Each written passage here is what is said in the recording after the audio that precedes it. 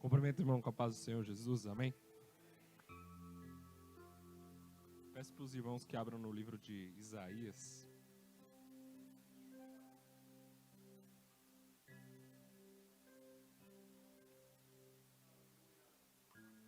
Isaías, o capítulo de número 36.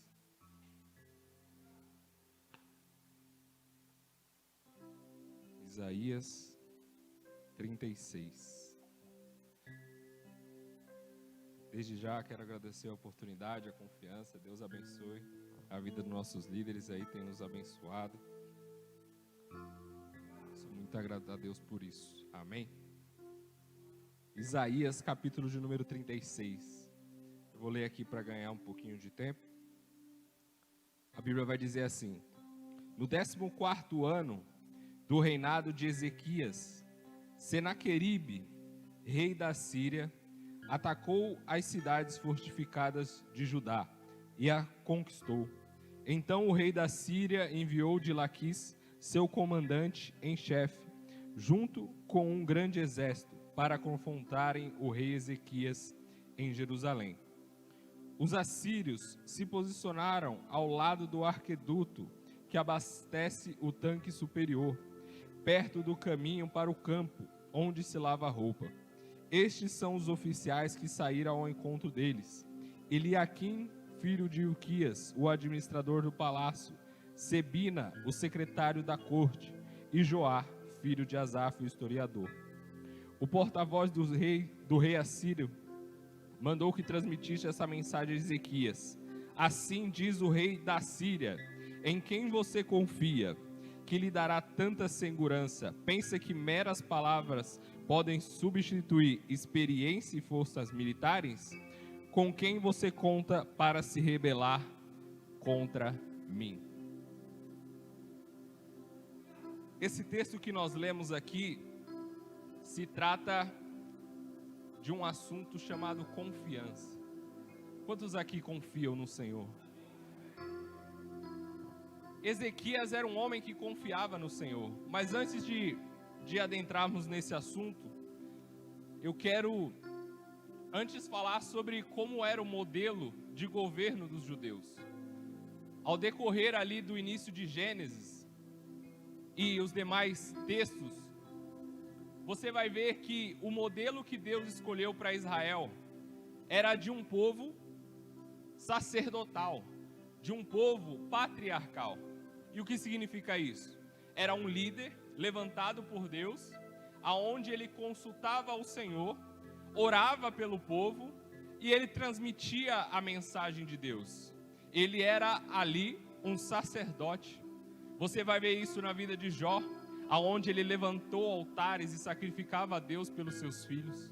Você vai ver isso na vida de Abraão, que era o homem que recebia a palavra de Deus e ele conduziu a sua família. Você vai ver isso na vida de Isaac, você vai ver isso na vida de Jacó, você vai ver isso até na vida de Moisés, que era um líder ali que estava diante do povo. Então esse era o modelo que Deus tinha conduzido o seu povo. Era um modelo sacerdotal, onde o povo tinha mais proximidade com Deus. Era este modelo que Deus planejava para o seu povo. Mas a Bíblia vai dizer que Israel, quando chega na terra prometida e conquista ali tudo a qual o Senhor prometeu para eles, eles vão lá e começam a conquistar as terras, eles vão lá e começam a vencer os inimigos, ainda restavam alguns. E aí eles vão dizer: nós queremos um rei. A Bíblia vai dizer que eles pedem um rei para que governe sobre eles. Eles tinham um modelo aonde um homem de Deus era colocado ali para sacrificar por eles, para orar pela vida deles. Mas eles olharam para o Senhor, o rejeitaram e disseram: eu quero um rei.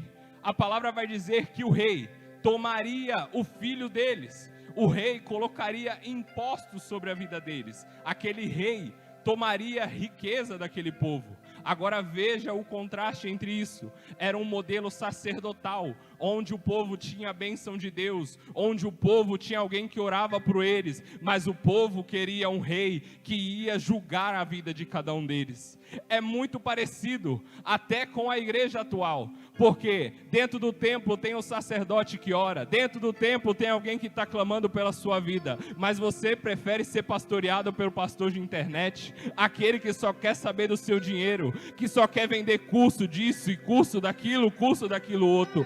Mas aqui na Casa da Cura tem um sacerdote que ora pelo seu povo. Israel pediu um rei, e na época Deus fala com Samuel e diz para ele: Samuel, não se preocupe, porque eles não rejeitaram a você, eles rejeitaram a mim, eles me rejeitaram como rei deles, como senhor dos senhores dele. Pois bem, Samuel vai e unge o primeiro rei de Israel, e o nome dele é Saul. Saul tinha tudo para ser o maior rei da história.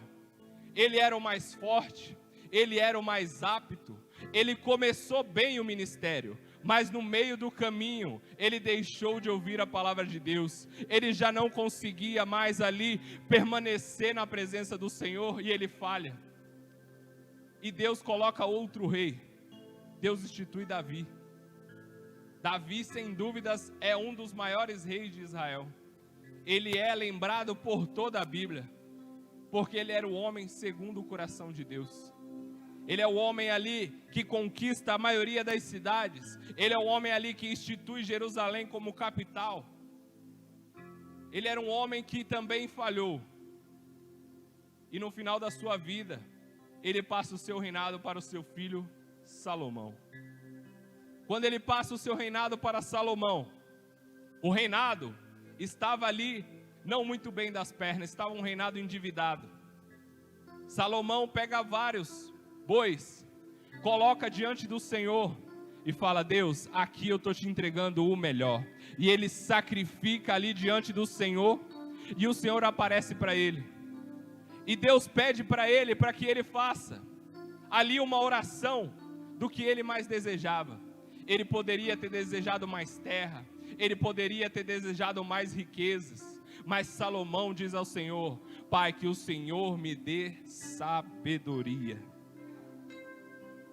E o resto da história vocês conhecem, é o rei mais rico de Israel, um rei sábio, mas esse rei também falha, esse rei também tropeça. Depois de Salomão, vem o seu filho, chamado Roboão.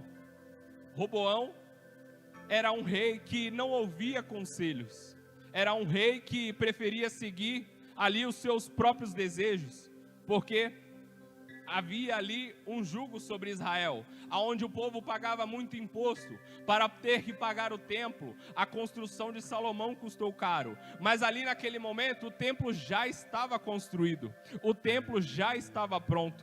E aí o povo diz: agora que o templo está pronto, por favor, tire o imposto. E ele não tira o imposto. E aí o reino se divide: reino do sul, Judá; reino do norte, Israel. E eu dei essa volta toda para que você pudesse entender. Israel ficou dividido: reino do norte, Israel; reino do sul, Judá. E o texto que nós acabamos de ler sobre Ezequias era um rei que reinava em Judá. Era um rei que tinha um referencial. Era um rei que tinha um referencial de Davi. Ele é filho de um rei chamado Acás. Acás é um dos reis mais perversos de Israel. É um rei que pecou contra o Senhor, fechou o templo, expulsou o sacerdote. Mas aí quando vem o seu filho, ele sabia da lei de Deus. Porque lá em Deuteronômio, a Bíblia vai dizer: Deus já sabia que o povo ia pedir um rei. E ele decreta assim: quando vocês forem ter um rei, fala para esse rei, tenha uma cópia da lei do Senhor ao lado da cama, para que ele possa meditar nela de dia e de noite. E eu acredito que Ezequias meditou na palavra do Senhor de dia e de noite, porque a primeira coisa que ele faz, quando ele assume o reinado, ele fala: agora vai ter os levitas na casa do Senhor, os templos se abrirão, e nós vamos glorificar ao único e verdadeiro Deus. Ezequias não foi como seu pai, não, muito diferente disso. Ele foi alguém que conhecia a palavra do Senhor e vivia os preceitos dele dia após dia. E ele sabia que aquele que vivia diante da palavra de Deus, ele era alguém que tinha uma aliança. E o rei Ezequias, quando ele abre o templo, quando ele restitui as festas, ele está renovando a aliança com Deus. Quando ele renova a aliança com Deus, o Senhor se faz presente naquele dia. O Senhor aceitou a oferta dele e Deus renova a aliança com Ezequias. Ei, irmão, deixa eu te dizer uma coisa. Pode ser que a aliança com o Senhor hoje é sua, tenha falhado, tenha quebrado, mas hoje você pode renovar ela em nome de Jesus. E uma aliança, ela tem duas características. Se você perceber na aliança, ela tem um lado externo. Isso significa proteção. E se você olhar o lado interno, ela toca a pele. Isso significa intimidade. Então quem tem aliança tem proteção de Deus. Quem tem aliança tem intimidade com o Senhor. Deixa eu ver se alguém aqui tem intimidade com Ele nessa noite para glorificar o nome dEle. Quem tem aliança de Deus tem intimidade e tem proteção. E quando nós lemos sobre as alianças de Deus, ela é basicamente algo que Deus promete para o homem. E ele diz, um se e então. Então ele vai dizer, se você permanecer no meu caminho, então eu farei tal coisa. Você vai encontrar esse exemplo na vida de Abraão. Deus vai dizer, Abraão, se você sair do meio da sua parentela e andar sobre o meu caminho, então eu multiplicarei os seus descendentes como a areia do mar. Sabe o que aconteceu? Abraão andou no caminho do Senhor e o Senhor cumpriu com a sua palavra, porque ele tinha aliança com Deus. Se você ver um outro exemplo, só que um mau exemplo, de um rei que nós acabamos de falar, o nome dele é Saul. Ele tinha uma aliança com Deus, ele deveria seguir os preceitos do Senhor, mas na hora de caminhar na presença de Deus, ele falha, ele deixa de lado aquilo que o Senhor entregou para ele. Mas então, o que acontece? Aquilo que Deus prometeu não acontece na vida dele. Aquilo que Deus tinha dito, que ele seria um rei próspero, que a sua linhagem jamais teria fim, aquilo cai por terra a partir do momento que ele deixa de obedecer, a partir do momento que ele deixa de seguir o caminho do Senhor. Hoje na igreja tem muitas pessoas frustradas porque não aconteceu algo na sua vida. Mas será que você está cumprindo o si? Será que você está fazendo aquilo que o Senhor exigiu de você? Será que você está buscando a palavra dEle? Será que você está andando em obediência? Uma vez Deus profetizou, dizendo que eu iria pregar a palavra, mas Ele disse, você vai pregar se você meditar nela. Então eu meditei e Ele me colocou de pé para anunciar o Evangelho. Eu não sei qual é a promessa que Deus tem sobre a sua vida, mas eu sei de uma coisa, aquele que prometeu é fiel para cumprir sobre a sua vida.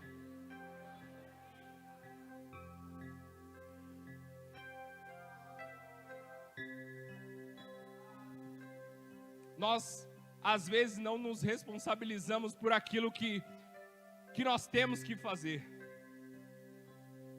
E aí você vai dizer, talvez, mas eu não sou rei, eu não tenho que fazer aliança alguma. Eu não tenho um reinado, eu não tenho um templo para restaurar. Mas a Bíblia vai dizer em Hebreus do capítulo 8, que Cristo é a nossa nova e eterna aliança.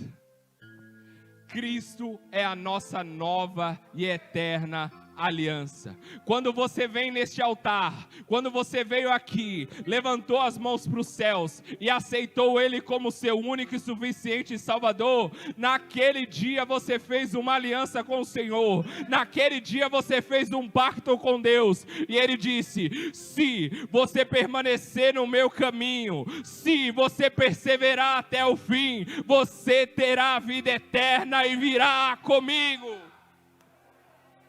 Será que você tem aliança com o Senhor nessa noite? Cadê aqueles que têm aliança com Deus? Porque Deus está neste lugar. Aquele que fez a aliança, Ele é poderoso para cumprir aquilo que Ele tem prometido. E um dia Ele voltará para buscar a sua igreja, assim como Ele prometeu.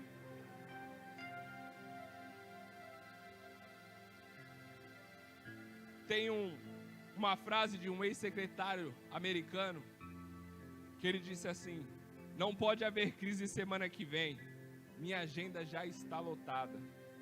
Eu achei bem engraçado essa frase, porque nós vivemos às vezes uma vida onde problemas vão acontecendo dia a dia e a gente não tem muito tempo. E as pessoas imaginam que só porque nós somos cristãos, só porque nós temos uma aliança, só porque nós temos uma promessa, o mal não vai vir sobre a nossa vida.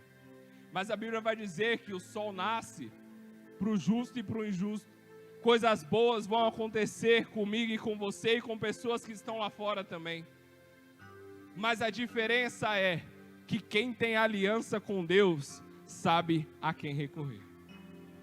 Quem tem promessa de Deus não vai ficar ansioso. Quem tem aliança com o Senhor não vai ficar preocupado com o dia de amanhã. E Ezequias, ele restaura o templo, ele traz de volta todas as festas, ele faz tudo aquilo que o Senhor havia dito. E aí ele pensa: agora mal nenhum vai acontecer sobre a minha vida, está tudo certo, está tudo funcionando. Mas mal ele sabia que o rei Senaqueribe estava tramando para invadir Judá. E ele recebe uma notícia de que Senaqueribe havia tomado algumas cidades fortificadas. E ele estava às portas de Jerusalém com o seu exército. E naquele momento, era um momento onde Ezequias talvez tenha se preocupado, tenha tido aflições, porque o texto que nós lemos aqui, do capítulo de número 36, Senaqueribe enviou ali seus mensageiros, e ele vai começar a afrontar o povo de Deus, ele vai começar a desferir ameaças com os escolhidos de Deus. Senaqueribe, ele levanta 3 ameaças, repita comigo, 3 ameaças. E quando ele se levanta para dizer, ele vai falar aqui, no capítulo 36, o verso de número 10, ele vai dizer: ataquem esta terra e a destrua. A primeira ameaça de Senaqueribe contra Israel é: eu vou invadir essa cidade e eu vou destruir essa cidade. Aí ele continua o discurso, no verso 12, ele diz: vocês ficarão famintos e sedentos, comerão as próprias fezes e beberão a própria urina. A segunda ameaça, ele está dizendo: o povo vai passar fome. E ele continua com as ameaças. No verso 20, qual dos deuses e qual nação foi capaz de livrar seu povo do meu poder? O que os fez pensar que o Senhor pode livrar Jerusalém das minhas mãos? A terceira ameaça, ele destruiria o Deus de Israel. Senaqueribe faz 3 ameaças. Primeiro, ele vai invadir. A segunda, o povo vai passar fome. E terceiro, ele iria destruir a Deus. Ele faz 3 ameaças muito sérias. As pessoas ouvem aquilo e ficam com medo. O texto vai dizer que os mensageiros ali pediram até que falassem outra língua para que o povo não entendesse. Mas, apesar do medo, o rei Ezequias tinha a lei de Deus do lado dele. Porque no próprio texto de Deuteronômio, capítulo 4, verso 30 vai dizer: porque o Senhor teu Deus é Deus misericordioso, e não te desamparará e nem te destruirá, nem esquecerá da aliança que jurou aos teus pais. Irmão, eu não sei quem te ameaçou essa semana, eu não sei qual palavra de maldição que jogaram sobre a sua vida, mas Deus não vai esquecer da aliança que Ele tem com você. Deus não vai esquecer da aliança que Ele tem com a Beth Rafá. Pode o inimigo ameaçar, pode o inimigo falar, mas aquele que tem aliança com Deus, este tem proteção, este tem intimidade com o Senhor.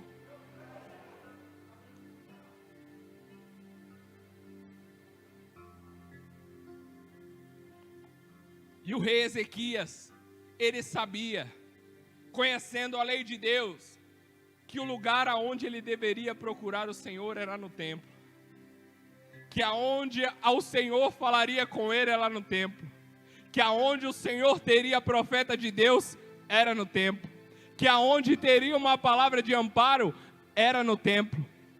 Ezequias não foi atrás do rei do Egito. Ezequias, como foi dito ontem, não buscou as coisas inferiores, ele não buscou as fontes inferiores, mas ele buscou as fontes superiores, ele buscou aquilo que é do alto, ele buscou aquilo que é do céu. Quando ele recebe essa ameaça, ele vai no templo, e a primeira coisa aqui que eu quero ressaltar é: no templo tinha profeta. Eu vou repetir porque você perdeu de dar glória a Deus. Quando Ezequias chegou no templo tinha profeta. Quando você entra nessa casa aqui, irmão, tem um profeta aí do seu lado, tem uma profetisa aí do seu lado. Você não vai sair daqui dessa noite sem uma resposta de Deus. Muitas pessoas buscam o refúgio da angústia no amigo do Facebook, buscam o refúgio em postagens, mas aquele que tem aliança, ele busca refúgio no templo, porque ele sabe que no templo tem profeta para Deus falar com ele. Quando Ana queria um filho, a Bíblia vai dizer que ela subia no templo para sacrificar. A Bíblia é muito enfática em dizer que ela subia para sacrificar. Mas no texto que está gravado na palavra de Deus, ele também enfatiza que ela um dia entra no templo. E quando ela entra no templo, ela encontra o profeta. E o profeta libera uma palavra sobre a vida dela, de que ela teria um filho.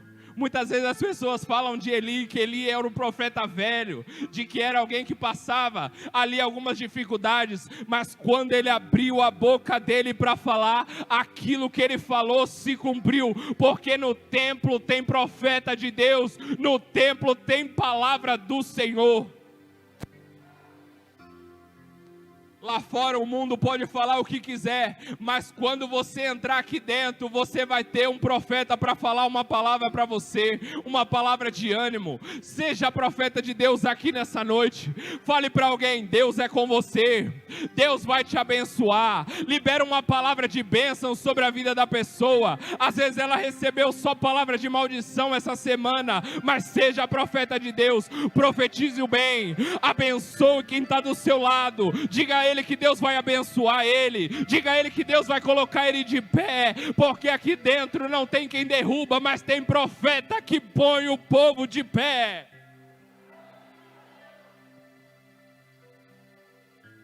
O segundo aspecto que eu quero destacar aqui é: tem profeta no templo, é o primeiro. Segundo, tem pessoas esperando uma palavra. Ei, irmão, às vezes a pessoa que está aí do seu lado está passando por luta, está passando por dificuldade, e ela veio aqui só buscar uma palavra. Seja essa pessoa que vai liberar uma palavra, seja essa pessoa que vai abençoar quem está do seu lado, seja alguém que vai falar a palavra de Deus, irmão. Seja alguém que vai abençoar e não quem vai amaldiçoar. No templo estava lá o profeta Isaías, na hora que Ezequias começa a orar. Ezequias começa a orar, começa a clamar. E o profeta diz para ele: Rei,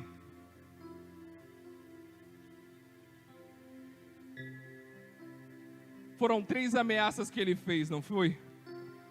Pois bem, Deus também tem 3 palavras para esse rei.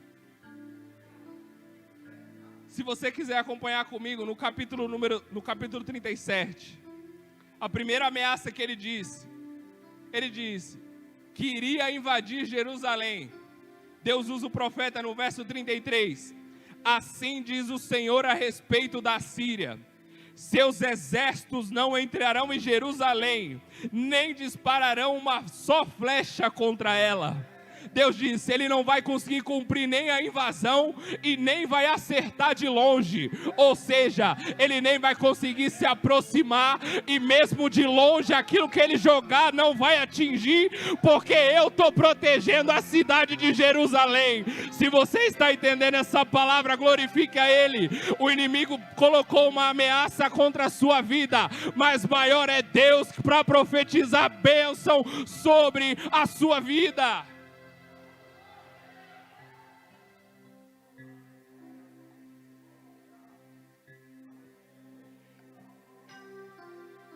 Essa foi a primeira ameaça. A segunda, essa daqui, irmão, foi um milagre extraordinário. Quando eu li assim, eu tive que ler. Eu li em 3 versões, irmão, para ter certeza do que estava escrito. Porque a Bíblia vai dizer no verso 37, no capítulo 37, o verso de número 30. Neste ano, vocês comerão somente do que crescer por si só. E no ano seguinte, o que brotar disso, mas no 3º ano semeiam e colham. Deus estava dizendo, ele disse que vocês iam passar fome. Não se preocupe, porque eu vou dar tanta abundância que vocês nem vão precisar plantar. Vocês vão colher aquilo que nascer por si só.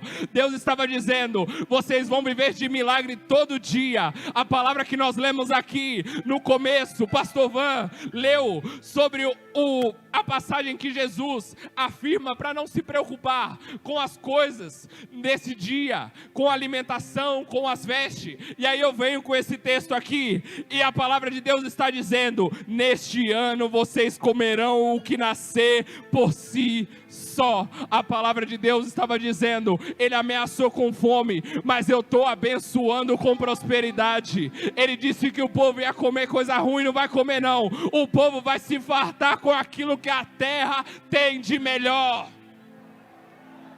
Aleluia! A primeira ameaça, Deus responde, não vai invadir, não vai lançar nenhuma flecha. A segunda ameaça, ele diz, meu povo não vai passar fome, eu vou abençoar. E a terceira, ele disse que destruiria o próprio Deus. Ele disse, quem é o Deus de Israel contra o rei da Síria? Foi essa a palavra que o rei ali veio transmitindo através dos seus mensageiros. Ele disse que derrubaria Deus, que venceria o Senhor. E essa aqui, ele vai dizer, no verso de número 35, por minha honra e por causa do meu servo Davi, defenderei essa cidade e a libertarei. É o próprio Deus disse, eu defenderei. Não precisa de espada, não precisa de guerreiros. Eu, o Senhor, levantarei e pelejarei por você. Irmão, ouça a palavra de Deus aqui nessa noite. O inimigo vai tentar lançar flecha, não vai conseguir. Vai tentar invadir, não vai conseguir. Vai lançar palavra de maldição, mas Deus já prosperou, Deus já abençoou. E sabe mais o que? Não vai ser preciso você levantar uma mão, Ele pelejará por você, Ele defenderá Jerusalém, Ele defenderá a igreja, Ele é o defensor do povo de Deus. Aleluia. O tema dessa mensagem é: lutando com armas espirituais. E aquilo que o pastor Márcio Rogério pregou ontem tinha muito a ver com aquilo que eu já estava preparando, que é nós buscarmos do alto, que é nós buscarmos algo de Deus, não nos preocupar em buscar primeiro o terreno, não, mas buscar do alto, porque do alto Deus vai trabalhar na nossa vida. Quando Ezequias fez o que fez, Deus abençoou a vida de Ezequias.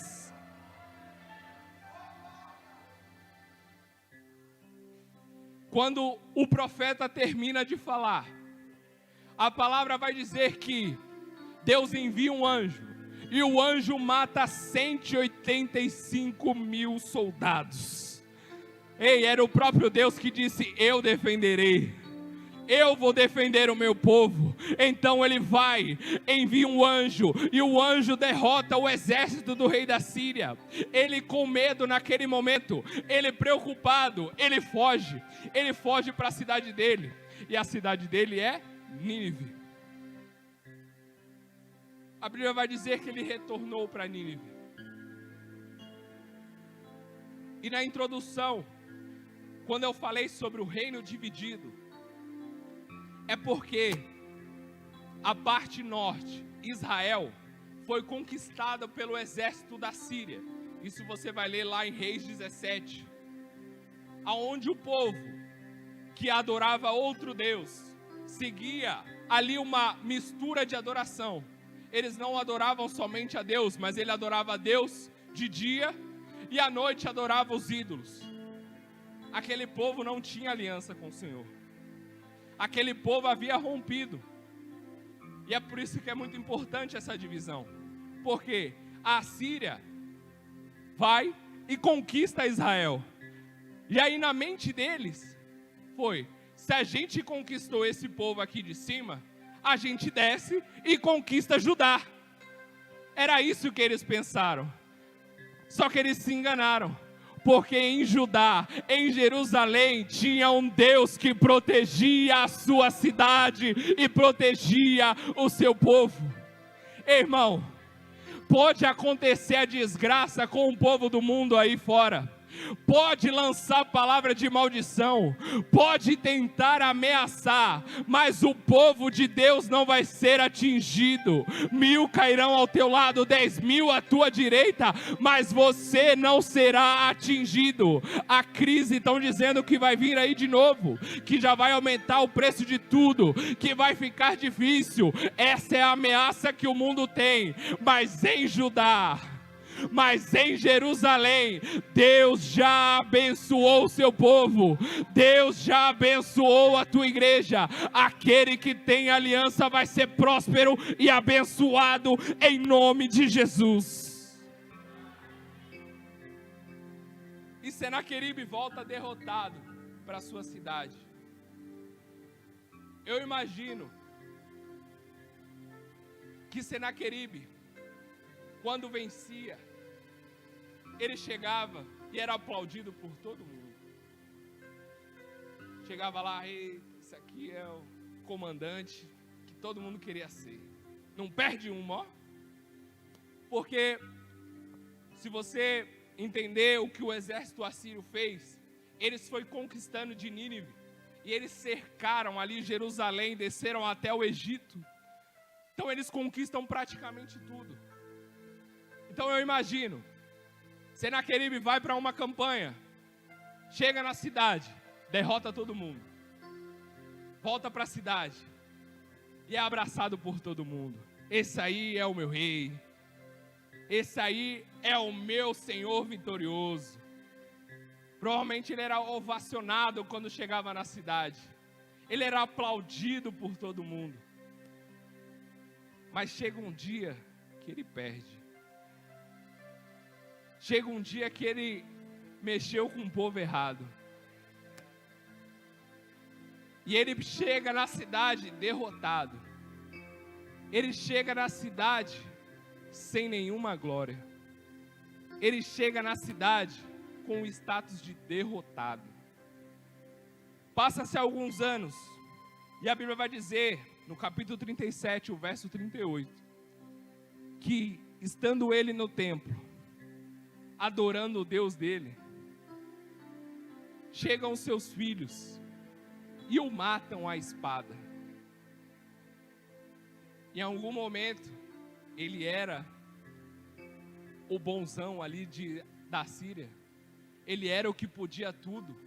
Ele era o que fazia de tudo. Fazia acontecer. Mas em um outro momento ele foi derrotado. E ele não tinha um ombro amigo. A Bíblia vai dizer que os próprios filhos o apunhalaram e o mataram. E acaba a vida de Senaqueribe. Ele viveu para tudo aquilo que ele conquistava. Mas quando ele perde, quando ele falha, ele é morto. Senaqueribe volta derrotado e é morto. Mas nós, quando entramos aqui derrotados, quando entramos aqui tristes, quando entramos aqui perdidos, e nós começamos a clamar o sangue de Jesus, nós somos perdoados. Ei, irmão, lá fora no mundo, se você pisar um pouquinho para a direita, um pouquinho para a esquerda, eles vão te pisotear, eles vão te cancelar, vão jogar seu nome no lixo, vão te querer te matar. Mas aqui na igreja, aqui tem profeta de Deus para te pôr de pé. Aqui tem homens e mulheres de Deus para te abençoar.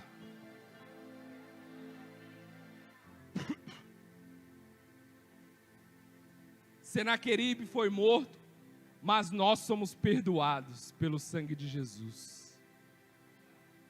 Quando Deus falou comigo essa palavra, Ele disse para mim: fale para aquele povo que eu estou levantando o profeta no meio deles, para profetizar bênção e não maldição, e aqueles que se colocarem diante a minha presença eu vou usar. Será que você acredita nessa palavra? Será que você quer ser um profeta na casa de Deus? Será que você quer ser uma profetisa na casa do Senhor? Se coloque de pé por um instante para mim orar pela sua vida. Irmão, Deus, Ele quer usar a sua vida. Deus, Ele quer usar a sua boca para proclamar o evangelho dEle. Ele não quer mais que você venha no templo somente para receber, não, irmão. Ele quer que você fale das bondades dEle. Ele quer que você conte o seu testemunho. Ele quer que você conte o seu evangelho. Deus amado, Pai, eu preguei a Tua palavra, Pai amado, aqui nessa noite, Pai, que o Senhor me revelou, Pai. E o Senhor disse que levantaria, Pai amado, profetas no meio do povo, Pai. Deus amado, comece a soprar, Pai amado, os Teus dons sobre a igreja, Pai. Oh, aleluia, Deus. Pai amado, começa a levantar os profetas no meio do arraial, Pai. Deus amado, sopra, Pai amado, os dons sobrenaturais nessa noite, Pai. E aquele, Pai, que está de braços abertos, Pai, para receber a Tua palavra, Pai, começa a tocar no coração dele, Pai. Começa a tocar no coração dela, Pai. Deus amado, levante a sua igreja, Pai, como profeta, como boca profética nesta última hora, Pai. Deus amado, que nós não tenhamos medo de falar a Tua palavra, Pai, mas que o Teu Santo Espírito fortaleça a nossa vida, Pai, que o Teu Santo Espírito comece a se mover neste lugar, Pai. Pai amado, que o Senhor, Deus, venha, Pai amado, usar a nossa boca para profetizar bênção, Pai, assim como o Senhor usou a boca de Isaías, Pai. Usa a boca da Tua igreja, Pai. Deus amado, que a casa da cura seja reconhecida como um celeiro de profetas, Pai, que neste lugar, Pai, aqueles que entrarem caídos, que aqueles que entrarem fragilizados, o Senhor irá colocar de pé, Pai, que aqueles que entraram fragilizados, o Senhor vai usar os profetas, e aonde estão os profetas de Deus, glorifique e exalte ao nome do Senhor nessa noite. E assim eu agradeço a oportunidade em nome de Jesus, amém? Aplauda o Senhor, queridos.